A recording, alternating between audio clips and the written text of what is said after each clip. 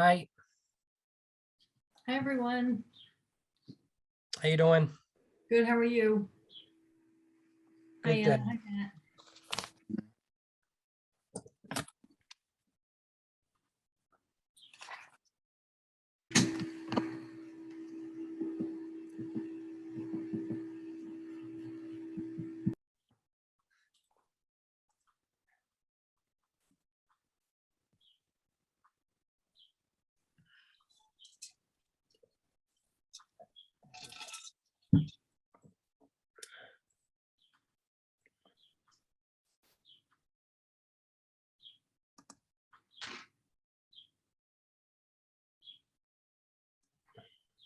Hey, Joe, how are you?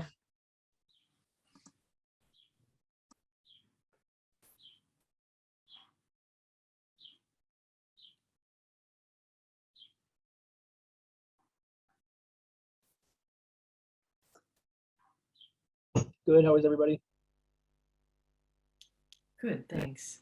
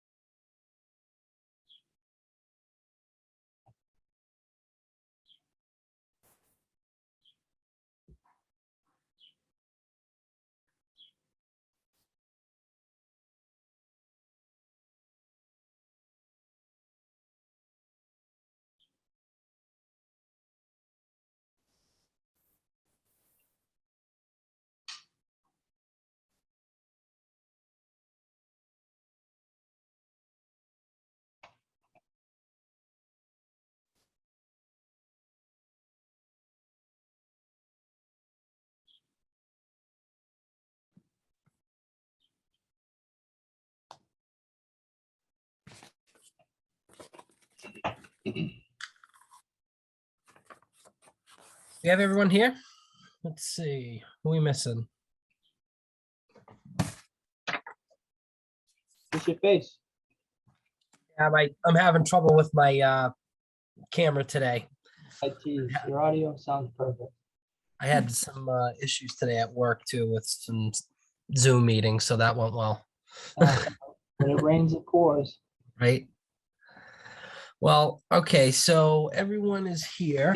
I'd like to call this meeting to order, May 23rd, 2022 at 5:04 PM. Item number 2, public participation. Do we have anyone participating tonight? No? I didn't hear from anyone. Okay.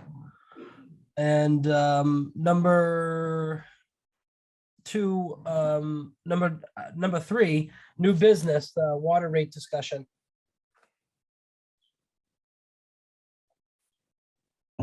So we're ready to get into it. Sure. All right, cool. So this is actually, I think, believe it or not, as crazy as it sounds, this is the third time this group has gone through this process together. It feels like forever ago we invited Matt to come in and join us and start really getting into the rate setting process. So I won't be too windy, but you'll have a presentation from Matt and myself and Ann kind of giving a background on what we've come up with to this point.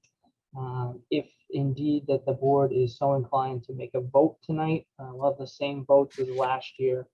It'll be the service charges for water and sewer, water and sewer rate, flat rate for sewer.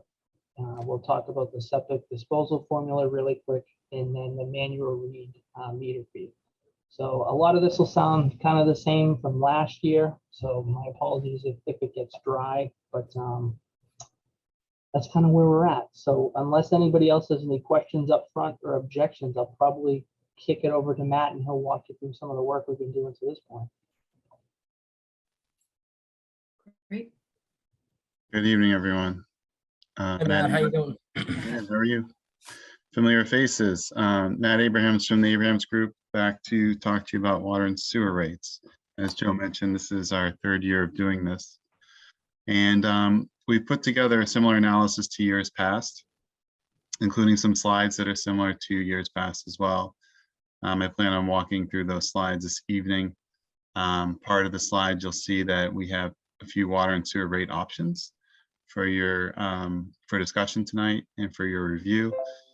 I'm happy to say that if we look back at last year and what we looked at and what was presented, we are very much on target with where we thought we would be last year at this time, based on the changes that took place for FY22.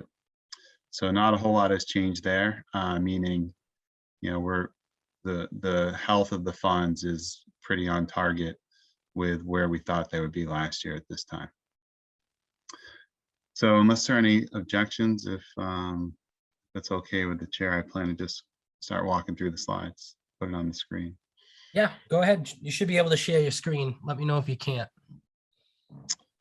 I can.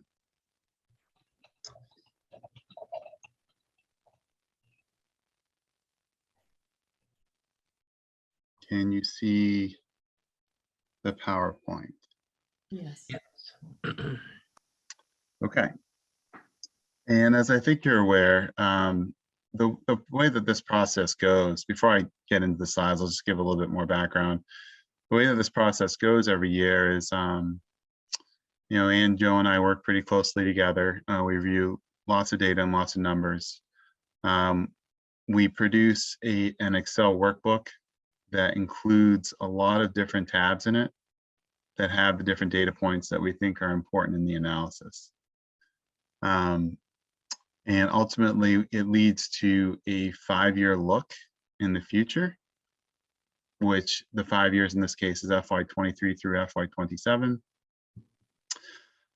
We project revenues and expenditures for those 5 years, and we ultimately are trying to get the revenues to keep up with expenditures such that retained earnings projections are in line with what the town wants them to be.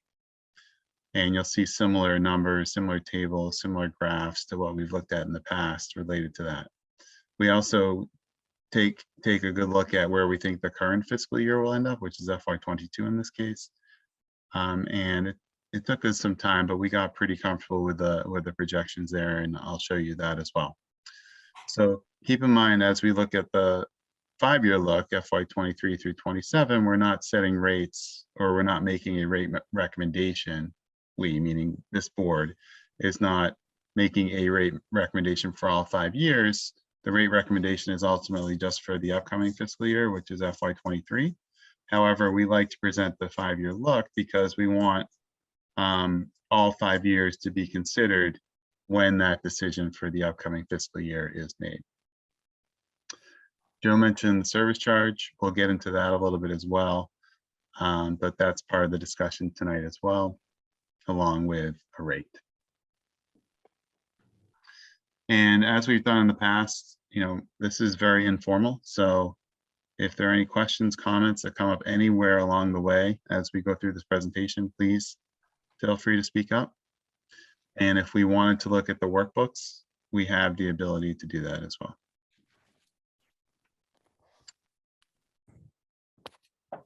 Okay. So the way that this presentation is laid out is we have a group of slides just for water, including some options. Then we have a group of slides for sewer, including options. And then at the very end, we combine the water and sewer options and what the impact is for FY23. So we have probably about 5 or 6 slides here for water and then the similar slides for sewer. So we start with water. The top table here shows what has changed for the 5 fiscal years that are listed, the rate and the service charge. Our involvement, meaning myself and my father, who I think worked with us on the first year on this project, that started FY21. And you may recall, well, it started in FY20, but we were setting rates, tiers, and service charges for FY21 when we were working that first year. And you'll recall that there were some pretty significant changes that first year that we were involved. The tiers were implemented for both water and sewer, along with rates per tier. And we also changed the structure of the service charge from just a flat rate for all users to one that was based on meter size. And you can see for FY22, which was our second year of involvement, this board recommended and council ultimately approved a 3.5% water rate increase. Originally, when we were proposing options, we included a service charge increase, because when we first implemented the service charge based on meter size in FY21, the plan at the time was to set the service charge to recover a certain amount of what we call administrative costs, not flow-based costs, but other costs that are fixed and don't change whether users use a drop of water or not. We set the service charge to try and recover those costs, the administrative costs. But we didn't want to go full bore on them at the time, so we ultimately decided to set the service charge to recover 65% of the administrative costs that we had calculated for based on the FY21 budget. And the plan at the time was to change the service charge on an annual basis to recover an additional 5% until we had 100% of those administrative costs. So when we started discussing a service charge increase for 22, with the pandemic in mind and being sensitive to the impact on people's bills, this board ultimately recommended looking at rate plans without a service charge. And that was one that was approved in the end. So that change, the service charge did not happen in FY22, and service charges today are still based on that 65% cost recovery. Just a little bit of history there. The graph on the left, on the bottom, is comparing revenues to expenditures. And you can see that for water, revenues have kept up pretty well with expenditures for the last few years, except for 1 year in 18, but otherwise it's kept up pretty well. And on the right is what has been certified for retained earnings over the last 5 years, but 22 is actually a projection that hasn't been certified yet. That's our projection based on how DOR does its certification calculation. And the reason why, well, if we're looking at, let's look at 21 just for a second, there's a pretty big spike there. So let's keep in mind what happened with 21. We had the changes with the tiers, the rates, and the service charge, as I just described them. But that also was really the beginning of the pandemic. And you may recall 2 summers ago, the weather was extremely dry. So everyone was home using more water because they were home. Also, we had very severe drought conditions that summer. So water usage outdoor water usage was up significantly. That impact billings in FY21. And those things combined really made for strong revenues in FY21 for the town of Wakefield, for water and sewer. But we've seen that in many places where outdoor water usage is prevalent. We've seen that a lot. Now for 22, the drop off in retained earnings isn't really due to much. It's not due to where we think revenues compared to expenditures. It's due to what was recently authorized for capital. The capital for FY22 is to be funded out of retained earnings.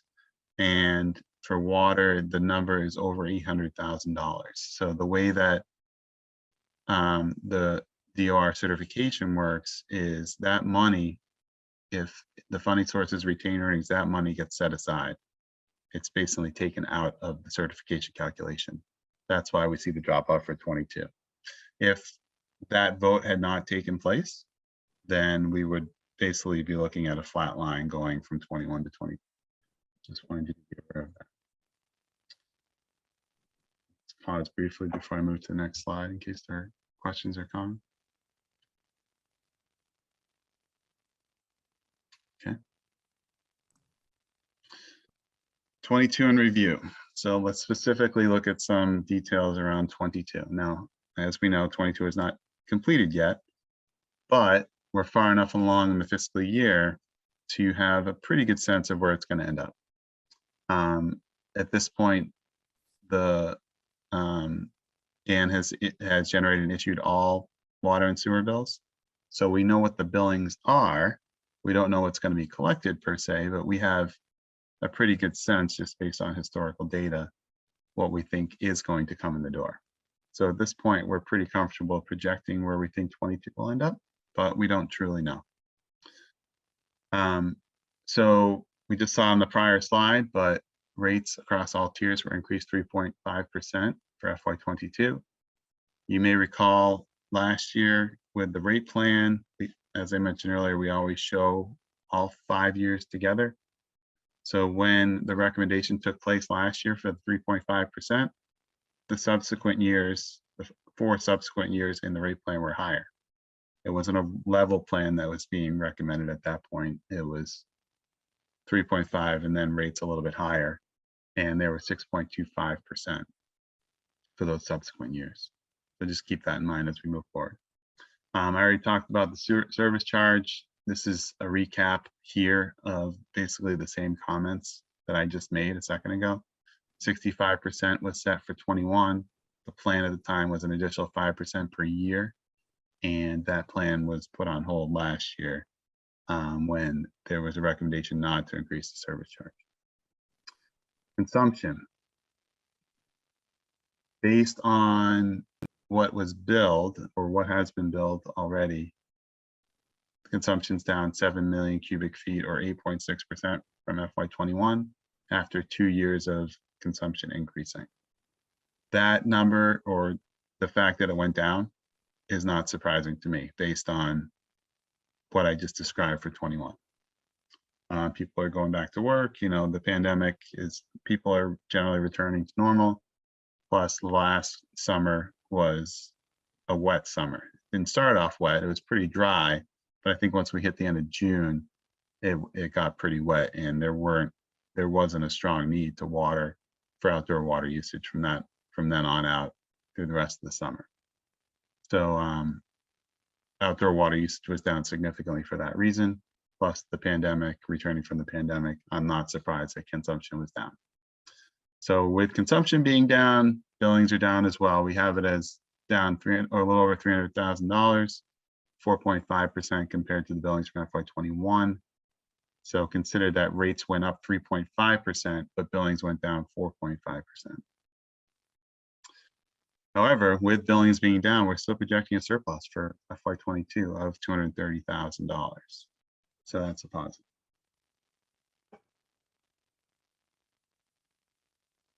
All right, now we start to look forward, 23 and beyond.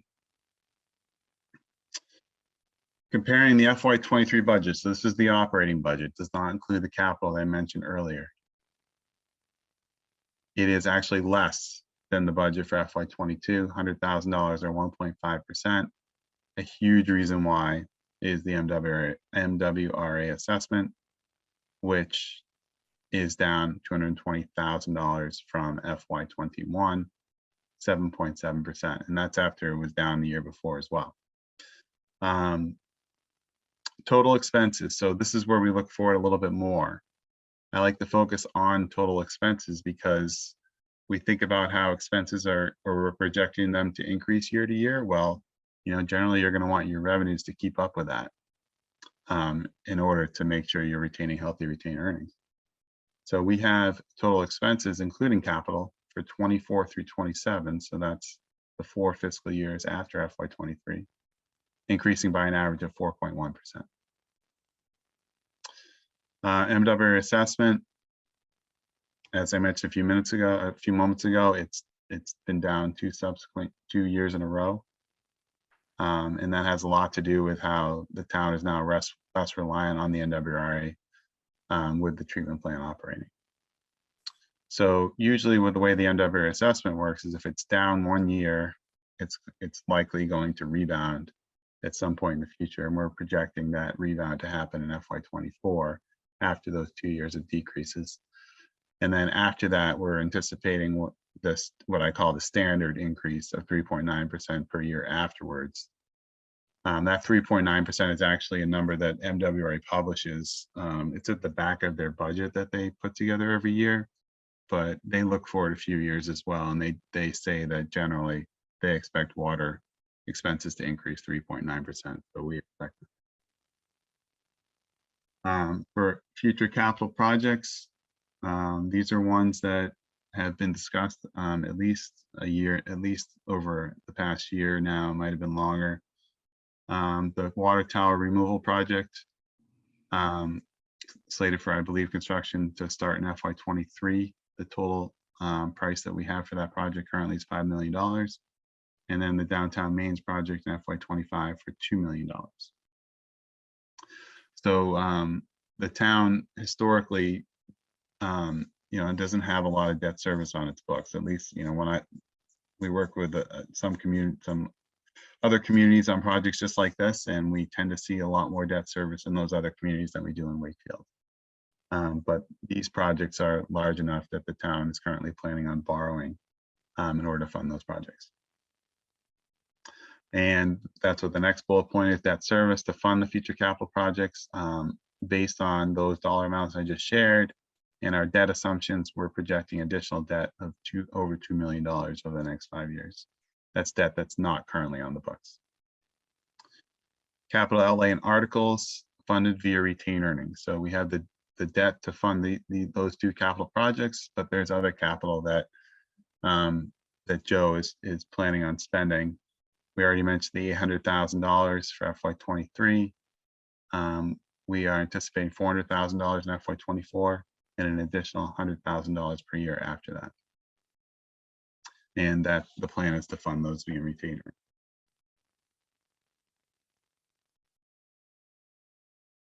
All right, baseline for water. So you may recall a slide similar to this in past years. What the baseline, what we mean when we say baseline is we're assuming no revenue changes. And obviously that's not really reality, hasn't been historically for the town. But we do want to show you what we think will happen if nothing changes on the revenue side.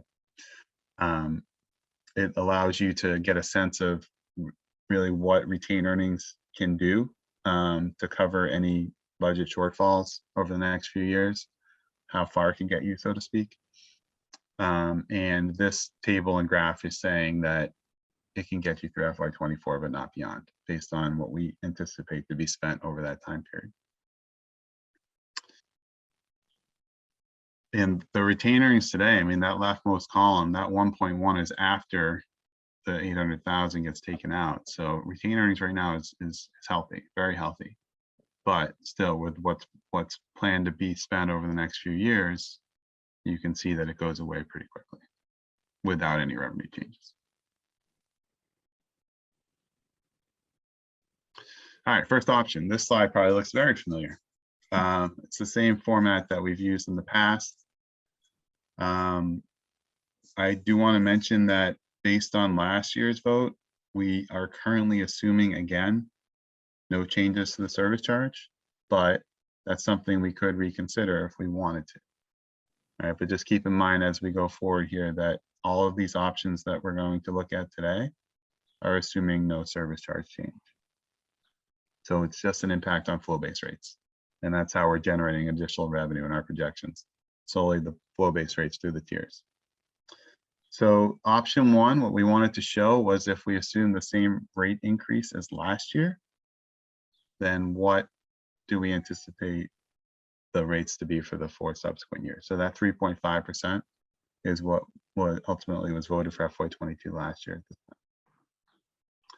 And I also want to mention that we are still using a targeted retained earnings. You can see on the bottom row of the top table of 8.5% of the budget. And I would argue that that is on the light side. We're using a lower target just because we didn't want to, maybe try and really raise rates a lot higher. And we feel like we're able to quote unquote get by using a target of 8.5%.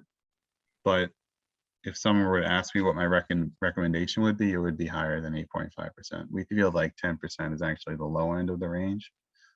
We generally try and recommend to our clients 15 to 20%. So just something to keep in mind as we move forward here. The table at the very bottom is we're using sample users. They're not really sample users because it's unlikely that they have usage rounded like that, but it just gives you a sense of what we think the bill impact is for different user types and what they use. The second row is what we're calling the average residential user, where we think that they use per bill, or generally what they use per bill, 2,000 cubic feet per bill. So these are per bill amounts, and the town bills quarterly. So this would be these amounts times 4 per year. And you can see with the 3.5% increase, it's about $5.50 per bill for the average residential user, that 3.5%. And we've updated that graph on the bottom right to show you that with this rate plan and our projections, we anticipate getting down to that targeted level by the end of the 5-year window. And you can kind of see that that happens by these deficits in here. It kind of eats away at retained earnings until we get down there. Option 2 is the same slide, but with updated numbers. We like to present level rate increases across the board for every year. The reason why is because we feel like there's consistency there, there's familiarity. People can get used to increases of a certain amount year to year. So we've presented that for you here as well. And if we again look at the average residential user, $8 per bill for 5.25%.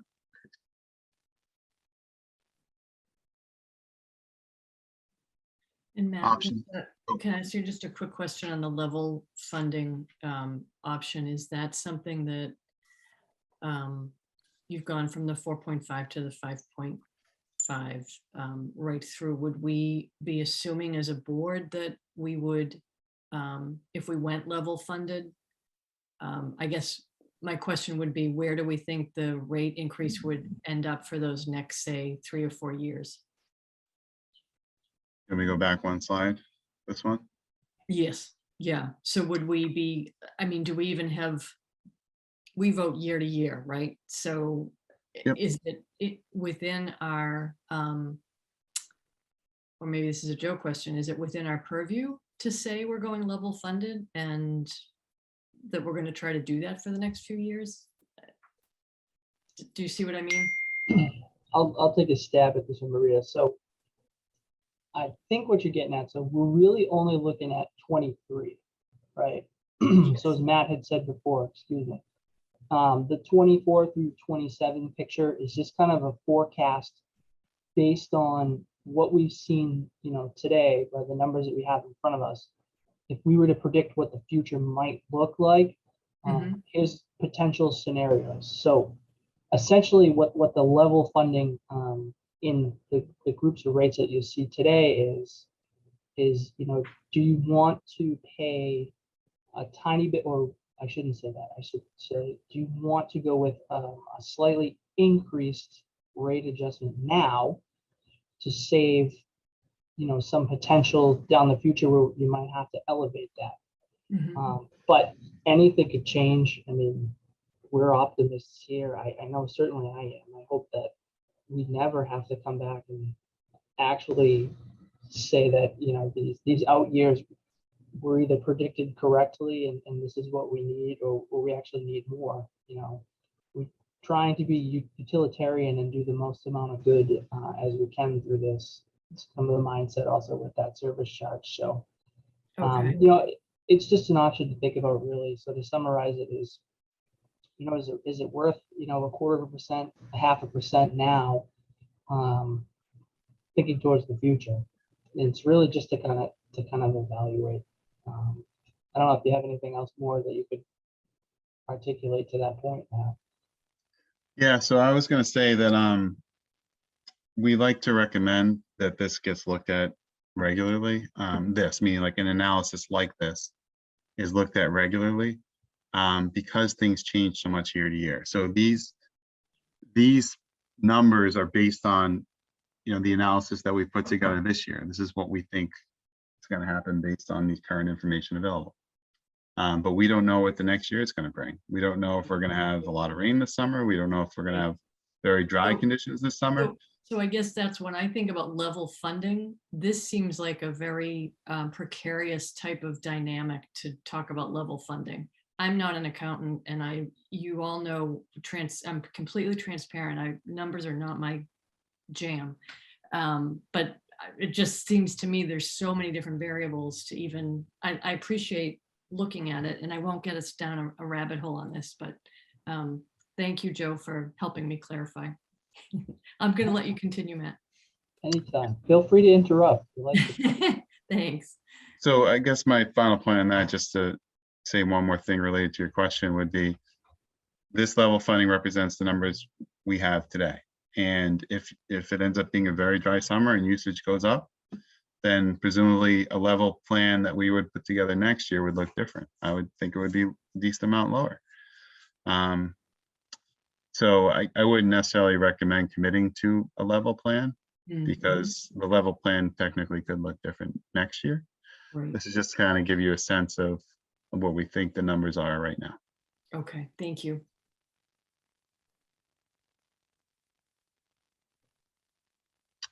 Okay, and then this final option for water, because we only have 3 in here currently, is kind of the in-between of the last 2 that you saw. We saw 3.5% for year 1, then we saw 5.25% for year 1. Now we're looking at a 4.5% for year 1. And that's $7 per bill for the average residential use. So if I go to the next slide, we move over to sewer, which I'm willing to do. I just wanted to see if you wanted to discuss water or if you'd prefer I move on to sewer. You can keep going if you'd like, unless anyone else has any. I'm good to keep going. It's fine with me. Thank you. Okay. All right, so similar slides for sewer as well. The top table shows you what changes took place recently. Last 5 fiscal years, including the current one. Our involvement again was for setting rates, tiers, service charge for FY21. You can see the tiers and the rates and the meter size based service charge there. This board ultimately recommended a rate of 2.5%, a rate increase of 2.15% for FY22 and no service charge, as was mentioned earlier. And you can see that in the far right column of the top table. The graph on the left generally shows that revenues didn't do as good a job as keeping up with expenditures as water did for sewer until we got to FY21, and that's when it kind of flipped.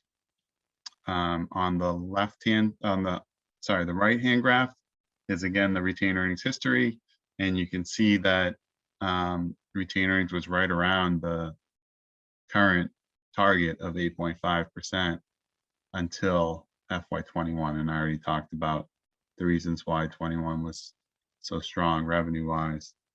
And again, just like with water, we see the drop off for 22 projection, and it's for the same reason. Where the recent vote that took place authorized the use of over $800,000 in retained earnings to fund capital, and that's reflected in that graph on the right. And just like I said with water, If that vote hadn't taken place, then we'd see a line that's basically level. I actually think it probably would increase a little bit if that vote hadn't taken place. So that gives you a sense of where things are currently, but we'll talk a little bit more about it with the next slide. Okay. 22 in review, but 22 hasn't completed yet. But like I said earlier, we have a decent handle on where we think it's going to end up, a good handle on where we think it's going to end up. The rate was increased across all tiers 2.15% for FY22. We already talked about that. When that vote was made last year, we were looking at 6% in the subsequent years per year, 6% per year in the subsequent years. The service charge commentary is the same as we've already talked about, so I don't feel like we need to cover that again. Flow is down 5.3 million cubic feet compared to FY21. That's 6.4% after, just like with water being up the 2 prior years. It's down for similar reasons. There are irrigation accounts. The town does have irrigation accounts, but there are, in the irrigation accounts would have water bills only, so they wouldn't impact sewer, but there are a lot of accounts as well that use water outdoors and get charged sewer for that usage. So kind of follows a similar pattern as we saw for water, just not quite as drastic because of the irrigation account impact. We have billings down $600,000, 5.9% compared to last year. We know the reasons why, but again, like we talked about with water, there was a rate increase last year, but still billings were down. But even with billings being down, we're still projecting a surplus of over $500,000 for sewer for FY22.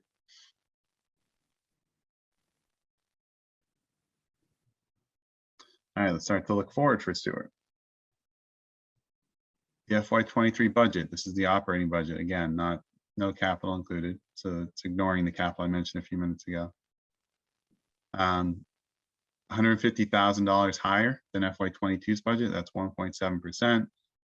That's pretty much in line with where the MWR assessment is ending up for FY23. That's going up by $105,000 or 1.6%. If we look forward for total expenses, average increase of 3.4%. We like to keep our eye on that because that's generally where the revenues are going to have to go in order to keep up with it over those few years, in order to keep up with expenses over those few years. For the MWR assessment, me, I guess Joe can comment on it too, but I'm not nearly as comfortable projecting the sewer MWR assessment as I am the water, because it's a much more complicated formula that MWR uses to project sewer. So we generally just go with 4% in that case, which might be slightly on the high side, but it's a nice conservative estimate for where we think the MWR assessment will end up year to year. But one thing to keep in mind as we look forward with the MWR assessment on the sewer side is over the past few years, their increases to the sewer assessments haven't been quite as high as they've historically been. There, meaning the MWRA's has not been quite as high as it's historically been in the recent past. And we think that has to do with the deferral of some capital that they were planning on investing in. So that capital presumably will be coming at some point. So the 4% is good to have that conservative estimate worked into there, because we think that might be coming down the road. For capital projects, these are town capital projects. The only one we've included is one for $1.28 million in FY24.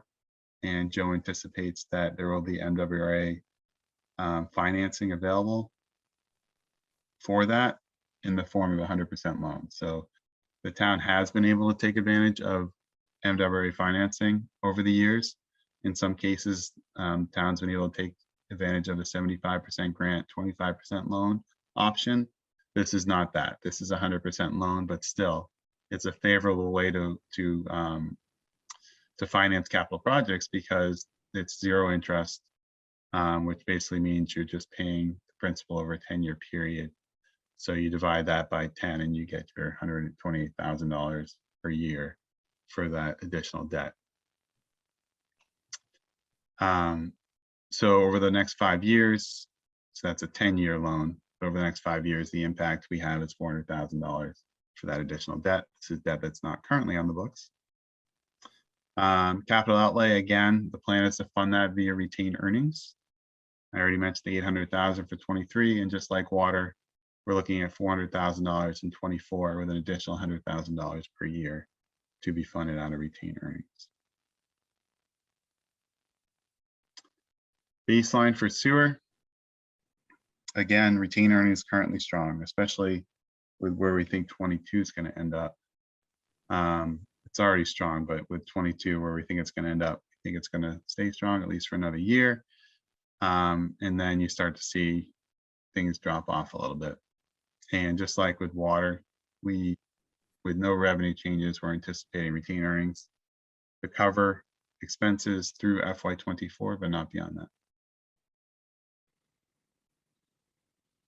Again, this is no revenue changes. All right, option 1 for sewer. Similar slide setup, same rate plan options in terms of methodology used. We kept the rate increase the same for 23 as it was for 22. And that's 2.15%. And you can see the impact in the subsequent years, 5.75% per year. The graph on the right shows that with that rate plan and the increased revenue due to these rate increases, we get just above that targeted 8.5% by the end of the 5-year period.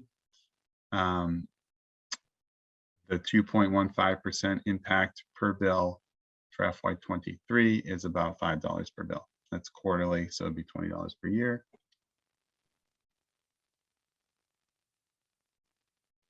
Level plan, again, following the same methodology. That's about $10 per bill for the average residential user. And the third option, 3.5% in FY23, works out to be about $8 per bill for the average residential user.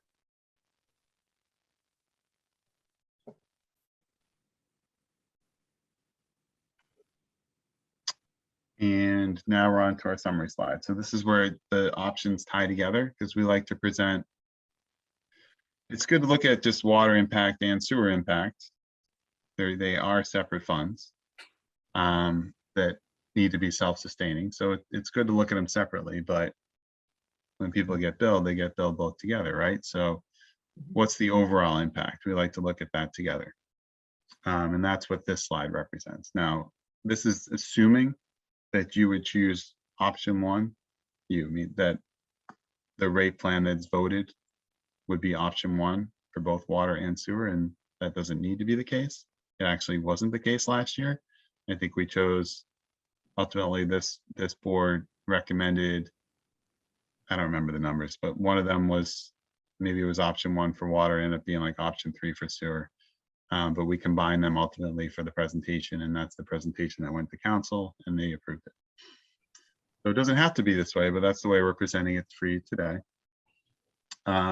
So just to recall, for option 1, we kept the increases the same as what happened for FY22. And you can see that in the top table with the rate percentage, the 3.5% for water and the 2.15% for sewer.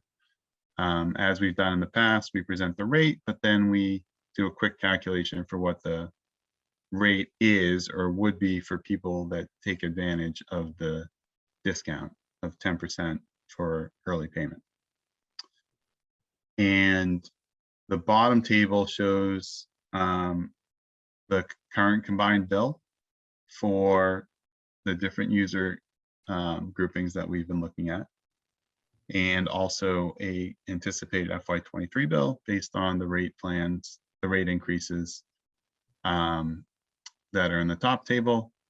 And then ultimately to the far right, that's the percentage difference when you compare the total bill, water and sewer together, the combined water and sewer together for FY23 compared to the current bill.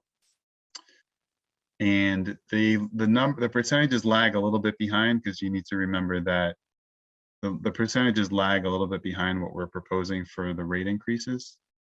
And that's because the service charge is not changing.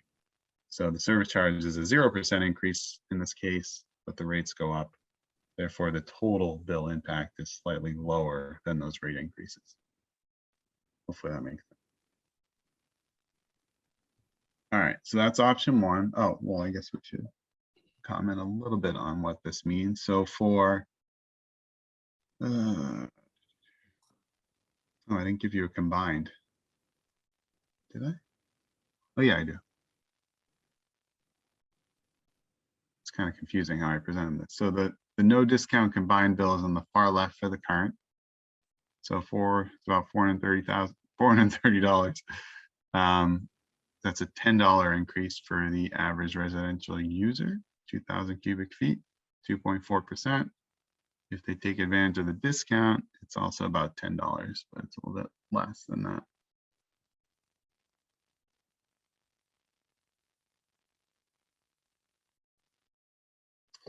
All right, option two, the level plan that we briefly touched upon, 5.25% for water, 4.5% sewer. For the 2,000 cubic feet user with no discount, $19 per bill.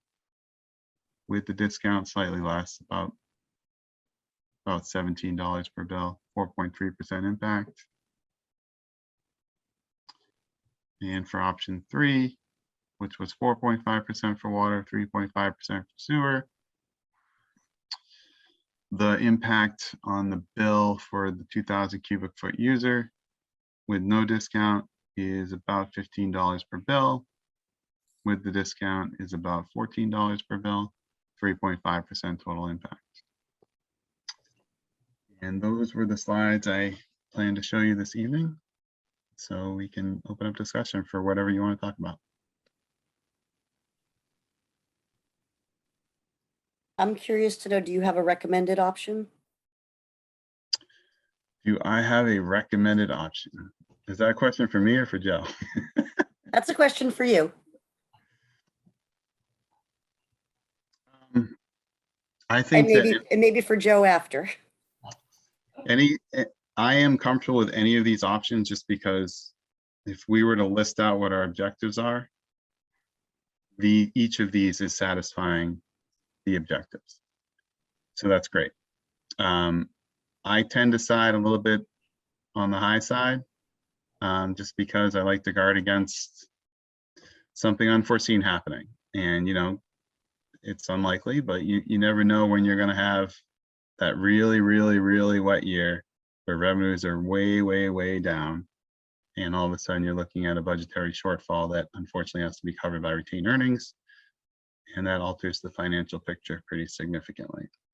Now, granted, we have worked a lot of conservative assumptions into here. We tend to do that, but still, you know, you want to make sure you have your reserves built up in such a way that you're able to handle that. Or if there's some unexpected capital emergency where a lot of money has to be spent quickly on some capital expenditure that you weren't anticipating, it's also good to have reserves for that as well. So I would probably end up recommending option three because I feel like it's the rate. The rate options there are, I think, high enough to keep you on target for those things and getting the reserves the way that we want them to be. And it's not, you know, on the low side. So that would probably ultimately be my recommendation. Would be option three. Okay, thanks. I have one follow-up question too. All of these options, maybe I missed it, but what do they assume for consumption for next year? Because I know things have been so volatile with COVID. Yeah. And I know with this year having been a wet year, you know, some communities have struggled with revenue this year. So I'm just wondering, are you assuming next year will look like this year, or what did you assume? Yeah, good question. And I did not mention that. So Okay. you did not miss that. Okay. I did mention though that it took us a little while to get comfortable with 22. And And the reason why was because we knew the consumption was down. But the billing numbers were still, I shouldn't say the billing numbers, when we projected ultimately what was in 22, we looked at two different ways of doing it. We looked at what's the total amount billed for 22 and what is a safe collection percentage to use in order to come up with what we're expecting for money to come in the door. We also, because we're now pretty late in the fiscal year. I mean, we're in May, we're towards the end of May, and there's one more fiscal year, one more month in this fiscal year. So you can also take a look at what revenue is already in the door and then have some assumption for what you still anticipate to come in, and that's your total fiscal year projection. When we looked at the second way, we saw revenue coming in the door that was a little bit higher than we were anticipating. And the only thing that we could come up with, or really that I could come up with, was almost like a carryover from 21. That some of the billings that took place in 21 ended up getting paid in 22, and therefore the revenue coming in 22 is a little bit higher than the billings would suggest based on the collections percentage. I'm not sure if that makes sense, but hopefully it does. So we weren't comfortable using, we were comfortable using that second methodology for 22, but not for beyond 22. Almost like we were trying to revert back to what we considered to be the billings baseline. So we ended up doing a little bit of digging on a collections percentage that we were really comfortable with based on historical numbers over the last, I think we looked at the last 2 or 3 fiscal years. And once we got comfortable with that percentage, we said, what was the billings in 22? And let's use that percentage, and that's our projection moving forward. The reason why we're comfortable using 22 is compared to like 21, for example, is because I feel like 21 is that outlier year for what we talked about a few minutes ago, for the reasons that we talked about. Whereas 22, in terms of weather patterns, with how wet it was, is a pretty conservative year to use for that reason. So long-winded answer to your question. I'll try and summarize it real quick. We used 22 billings because that represented, you know, a wetter summer. Definitely did not want to use 21. It's an outlier year, and you didn't want to use 21 even in, like, if you were to average things out, you did not want to use 21. So I had to keep that one aside. So it's 22 billings using a collections percentage that we got comfortable with based on historical numbers. Okay, thanks. Yep.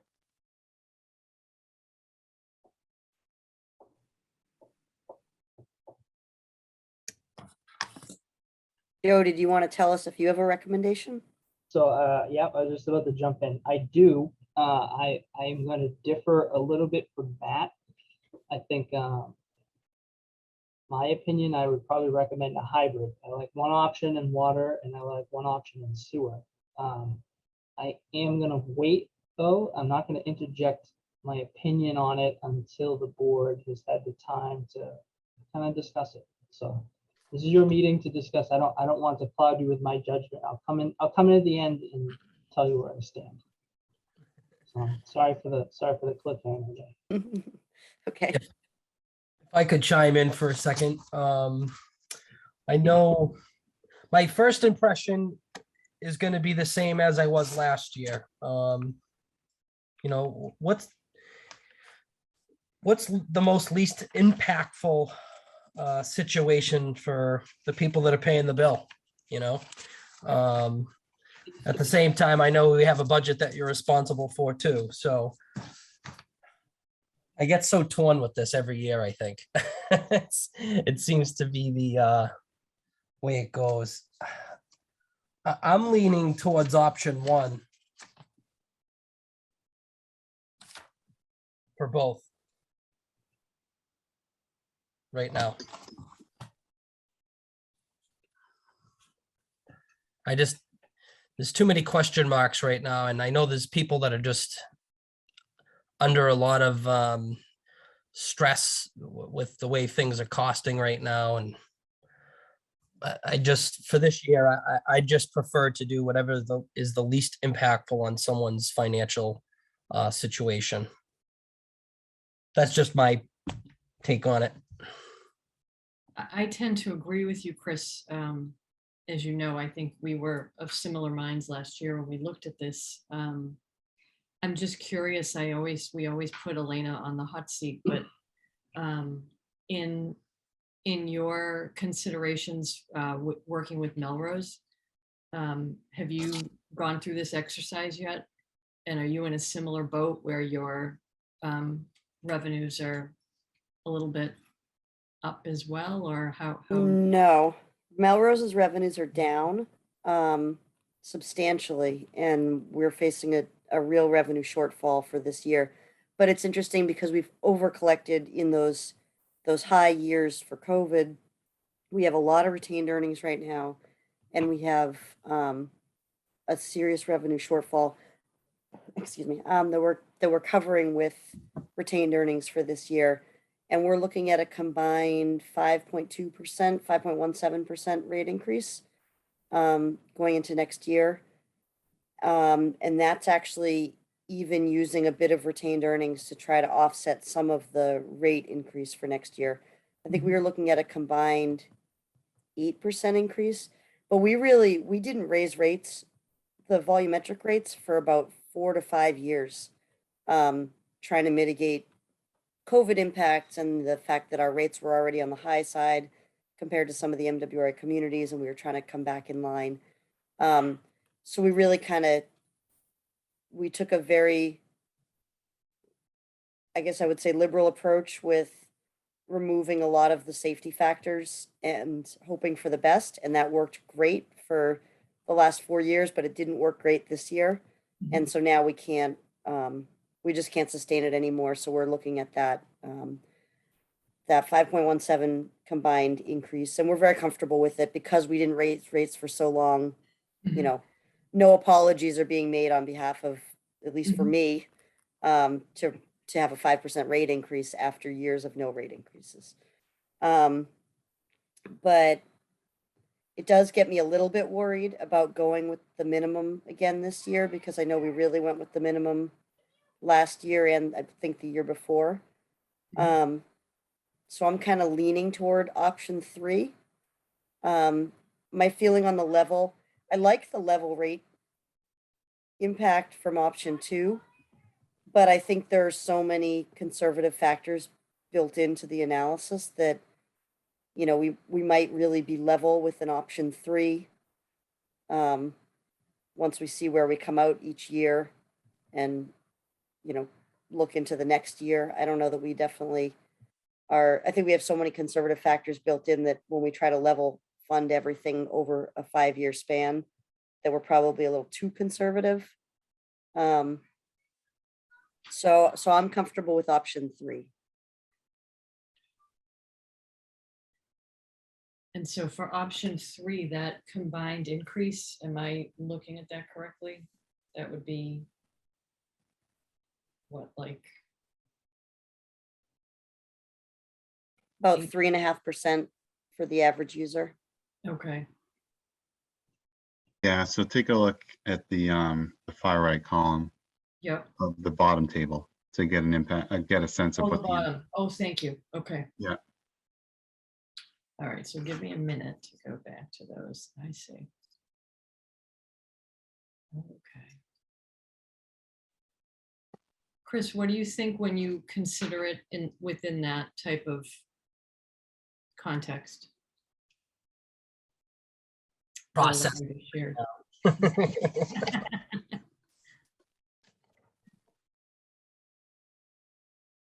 Yeah, I mean, I agree that it's very, if something goes wrong in a capital, you know, if we have a crazy water main break or couple that were, you know, anything unplanned, you know, we just don't want to have, we don't want to leave ourselves open So it's right, we're treading that line of being cautious and also wanting to grow those earnings. Gosh, I don't know. I don't think 3.5% is like breaking a bank. Do you? Does that, Chris, thoughts on that? Elaine is okay with it. I mean, for Unless- some it might, but I mean, it's a tough call. It really is. I'm looking at the average sort of that 2,000 cubic feet user. That's what I'm Yep. kind of looking at as I think about it. And what tier do we have the most meters? I know I ask this every time. Is it 2 or 3? So by size, most of the meters, it's in the high 7,000s, pay the lowest service charge. Okay. So are you talking about billings? Bill, like how many for billing, like the tiers for the meters? What are the what do we have for like the most average homeowner in town?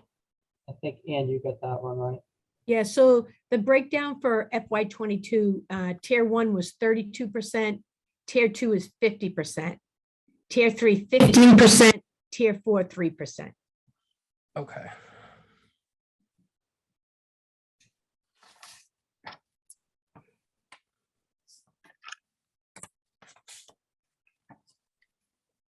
I have one other question about some of the capital. I know we're pretty aggressive on funding capital.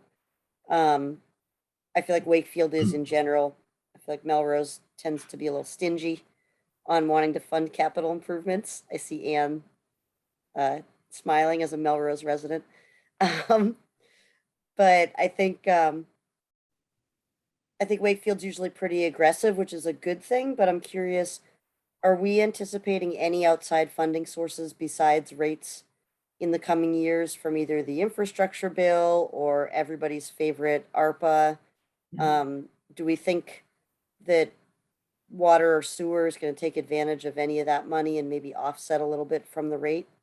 Good question. 100%. So the town council hasn't completely weighed in on how any of the available funding is going to get split up. In any conversations I've had about it, I've let them know that if we get all of it, both the utilities, both enterprises can put all of it in the ground and do infrastructure. On the sewer end, Elena, obviously that $1.2 million loan, hopefully all the votes go and phase 14 comes up for I&I, so we'll be using that instead, which will shape the future a little bit differently.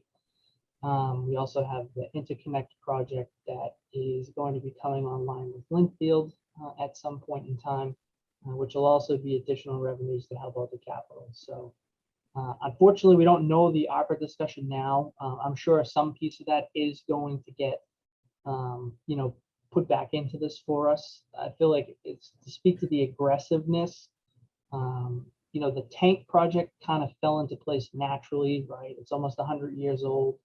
And then between now and the start of fiscal 24, we're going to have $300,000 in debt come off the books. So we're going to layer that new tank project in so that we could be as budget neutral as possible. Outside of that, we're really just kind of giving ourselves a shot in the arm right now to get ahead of some of the other things that we have out there related to roads and sidewalks. But I would see that, we'd be much more predictable and it'd be a little bit less of a drag race with the capital moving forward. Okay. I hope that gave justice to your question. Yeah, sure. Thank you. Well, so if that's the case,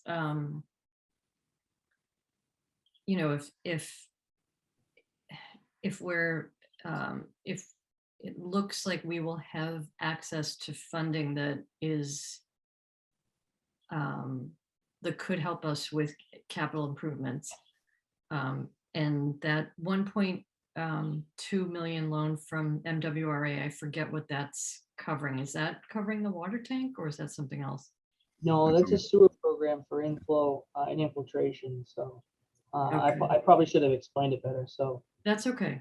since we put this together, we actually are pretty optimistic that the chances of the next phase, where it's the 75%, 25%, is going to be available to us. So we might not need to take that in full right away. So we might have the opportunity to get one of those different grants offered through the authority, which is really, the best value for the dollar that there is. Unfortunately, I don't think it's completely concrete yet. It still has to get voted on and get final approval through the powers that be at the authority. Okay. Well, I don't know. I guess I feel I'm conscious of everything I'm reading in the financial press is we're headed to a recession. And so I'm with Chris in that I'd like to be as conservative as we can, I guess. So are we at a point where we can have you cry uncle and share what you think, Joe? Yeah, you read my mind. So initially going into tonight, my initial thought was option 3 on the water end and 2 for sewer, which brought them both in at 4.5%. Listening to everybody's discussion and hearing Chris's point, I think that we could certainly work with option 1 for water. The only thing that gives me a little bit of pause is in the sewer end. Once you start looking at some of the surpluses and or deficits, like option 1, the numbers are pretty big. We're crossing or tiptoeing on that $500,000 range there. So I'd like to try to not establish a comfort level there if we don't have to. Obviously, why I was leaning towards option 2 on the sewer end. So that my guess would be either, well, my opinion now after talking this out is either option 1 or option 3 for water. We can certainly work with, and then I would prefer to see option 2 be the chosen point for sewer at this time. So Joe, even if the MWRA loan comes through with the 75% grant, you Yep. still feel that we would need option 2 on sewer? So do you know the timing to that though, when that might be available? It should be fiscal 23. Okay. Yeah. If that's the case and that's the way it plays out, no, we would exercise that ability and be able to take the dial on this program and kind of drop it a little bit. Like I had said before, I'm trying to be optimistic, but I just haven't seen it. I know John Sanchez was telling me about it the other day, but you're as tuned in as anybody else. So if you think it's going to be fiscal 23, then I would anticipate us probably sometime around mid-year hitting them up to start that. Well, did John say the same thing? Yeah, he wouldn't commit though. He said when I talked to him, he said the executive board needs to vote on it, but it sounds like Yes, everything's going to work out. Yeah, I mean, it's certainly not a done deal, but it definitely was the recommendation of the advisory board. So, and I can't imagine that's something that would get pulled from their budget. No, I feel like we've been talking about it forever too, right? Yeah. So I'm pretty confident that it's going to happen. I can't promise, but I think it will happen. So let's just deduct the reasoning. So I think for at least for the sewer, right? Option 1, I myself personally, I don't get the warm and fuzzies from that. But should the board want to talk about option 2 and option 3, again, this is a group that makes this decision or this recommendation to the council. So I would be fine in acknowledging, some of the things that we're sensitive to make sure that, we're still mindful that the dust after the pandemic is still settling. We haven't quite figured out exactly where we're going to land at this point. So just for clarity, so we're looking at 3.5% increase in water, and it would be either a 3.5% increase in sewer or a 4.5% increase in sewer, right? I'm just If making you sure were I'm to choose following. option 1 for water, yes. Yep. Okay.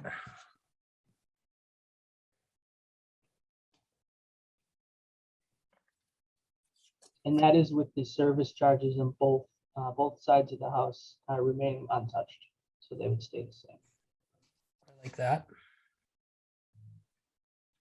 So we're basically talking about option 1 for water and option 3 for sewer. Is that what I'm hearing?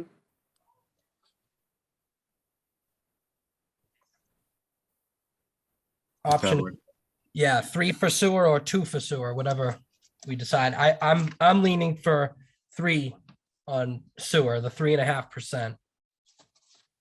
If we feel option 1 for the water, I would keep.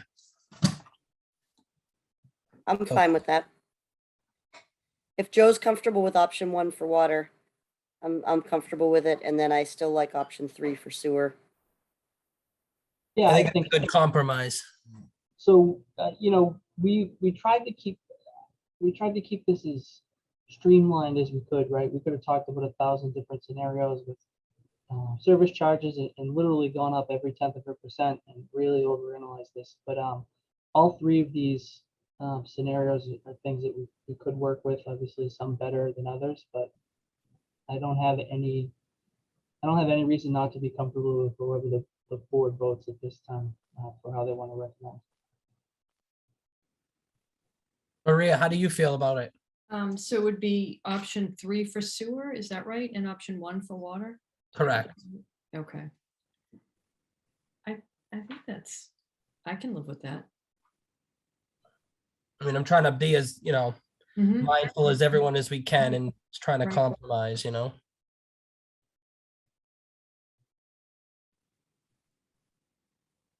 Joe, did you want to take a vote on this tonight, or is this something we have to wait on, or? Nope, if the board's comfortable with this, we can vote on it tonight. The only thing I would ask is we vote on the water service charge and then the rate as presented in whatever option the board chooses, and the same for sewer. And then I'll walk us through. I don't have anything fancy to show you tonight because everything else is basically in kind with last year, but we had the manual read meter fee of $50 that we'll vote on, and then basically our septic disposal formula, which is absolutely nothing's changed. The only thing we'll have to call out when we vote a sewer option is that the sewer flat rate, whatever that is included in the slide there. Did you want to go through that before we voted on anything and vote everything at once, or? Whatever's easier.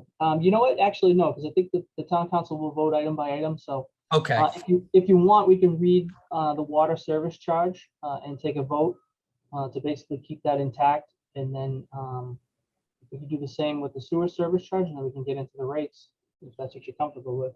And can I just ask one last question? If we go forward with option 3 sewer, option 1 water, collectively, what is our increase over FY22? For the user impact? Is that Yes, what you're looking for? yes. It's a matter I on the think- fly. I think we're at 3.5% on both now, right? So we'll just average out to 3.5%. Well, it'll be slightly less than that because the service charge is not changing. Oh, right, okay.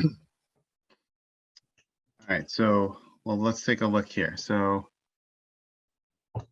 on right now, the slide up is option 3 for sewer. So if we compare option 3, and we're looking at this for sewer. So if we compare the sewer bill, that's an increase of about, I can write this out, 8.1. All right, and then if we go to option 3 for water, option 1 for water, we're comparing, that's an increase of $5.44.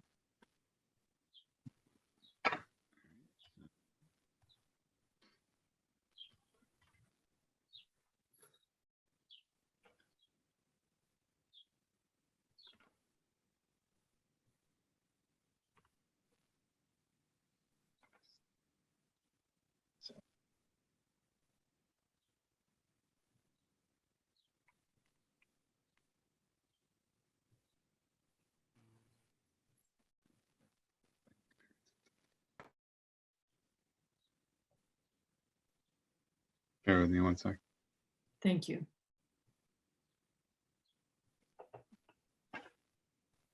So while Matt's doing that, I'll just jump in for a quick second. One of the other things that we didn't want to talk about tonight, so we could concentrate on this, but I will be sending you some information on shortly. FY '22 was the expiration of the moratorium, or I should say,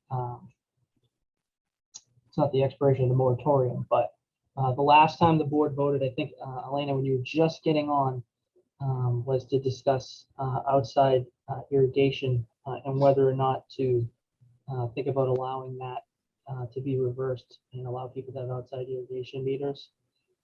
So there's a survey up online on the town's website trying to get some information, and we've been really hammering into some of the numbers to bring some projections to the table as we talk about things this year. So one of the things that both Ann and I will be sending out pretty soon that we'll discuss at a subsequent meeting is that whole scenario. I'll send a lot of historical information so we can kind of see where we've been. And then between Ann, myself, and Matt, we'll come up with some projections to see, how the scales might balance, given some scenarios on whether or not, that is something that, this board recommends the council, to reverse the moratorium on. So but just to stay on the lookout for that, because we'll be probably giving you information overload via email shortly. Should be a lively discussion. It always is. So most of the stuff, I have all the packages from before. I have a package from the 90s that kind of explains some of the context of why the decisions were made, when they were made. And also, certainly there's an appetite for it with our constituents out there. So we want to look at the numbers and see how the scales might swing to see, is this going to be something that we can do that, will benefit the great majority like most of the other decisions this board has made? We don't know. So we'll have to discuss that and kind of walk through it and see where our comfort level is and where we ultimately end up agreeing on being. But it should be a good conversation for sure. Looking forward to reading some of the old stuff too. I don't have anything for Booty yet, but I did find something from Onset. Anything earlier than that is probably actually on paper, Wow. deep within the basement here. But we'll get it if it exists. Okay, Summer reading.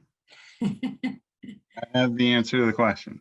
Thank you, So Matt. if you were to combine those two, so that would be, option 1 for water, which is 3.5% increase, and option 3 for sewer, which is 3.5% increase.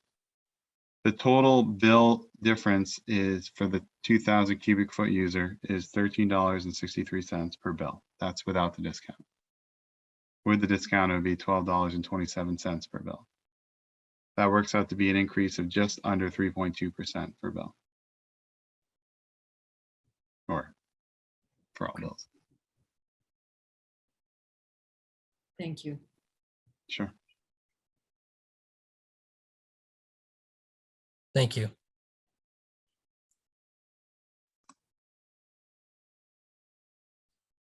Does anyone have any other questions?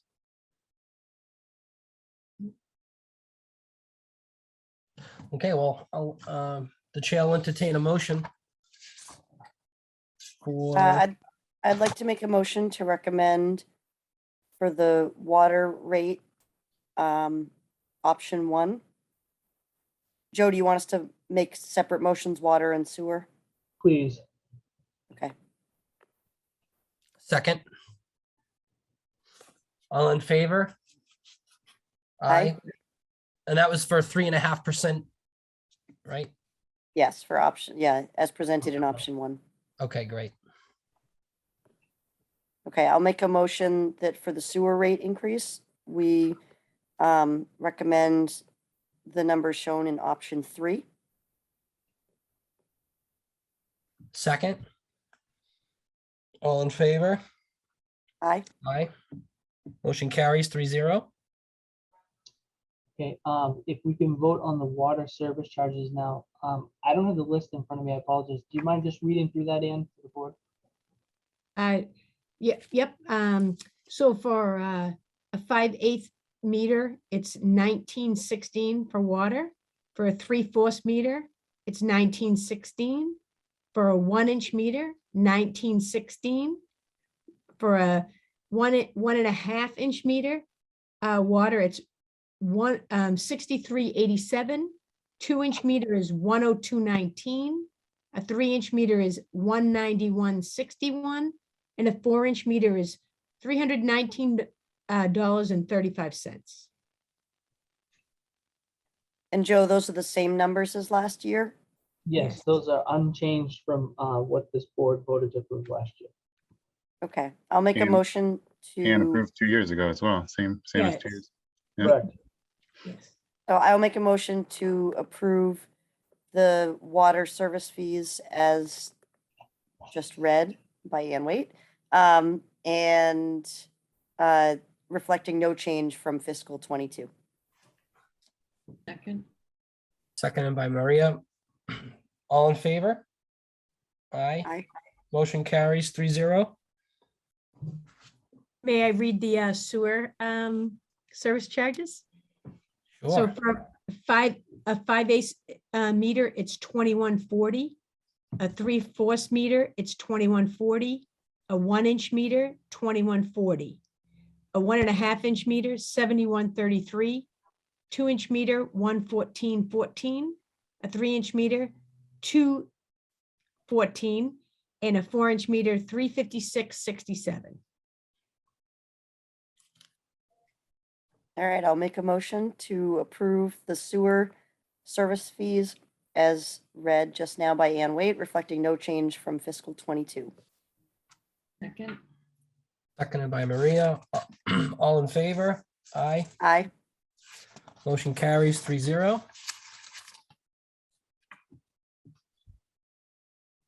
Next up would be the sewer flat rate.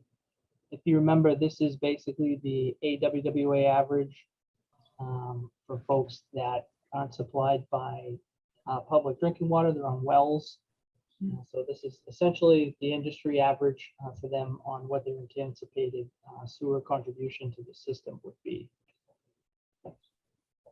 So with that, And Joe, this must apply to just a couple of locations, right? it's about a handful. Anything that's new is metered off the well now, but there are still some legacy accounts that function like this. I'd say if it's more than a half a dozen, I would be very highly surprised. And Joe, correct me if I'm wrong, but I believe the rate is in the bottom row of the table that we're currently looking at. Correct, and it probably doesn't matter, but this is something historically that we've always called out separately. So I'll just doing that in kind. So that would be the sewer flat rate for 3,000 cubic feet would be $389.86. But that includes these numbers include the service charge though. So is that fully accurate, Joe? I'm not sure it is. So the current rate right now is 377.44. and it Okay. would remain unchanged, correct? So it's a flat rate, it's a flat bill. It includes everything. It's like an all-inclusive flat bill. Essentially, yes. Yep. So my numbers are off then.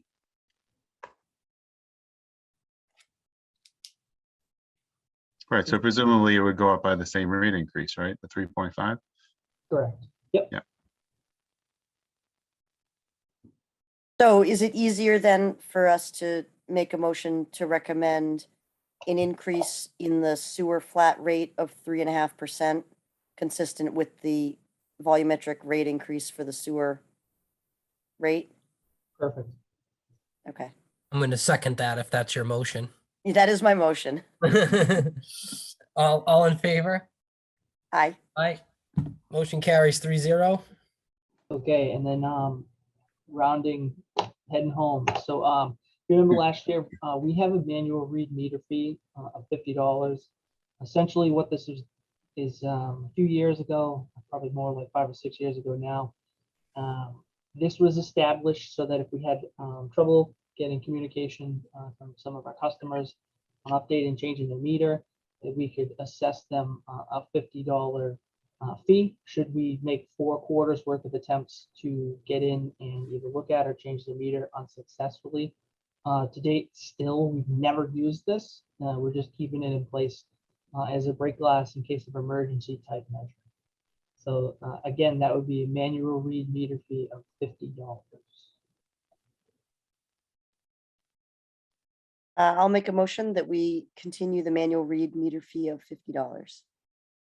Second, Seconded by Maria. All in favor? Aye. Motion carries 3-0.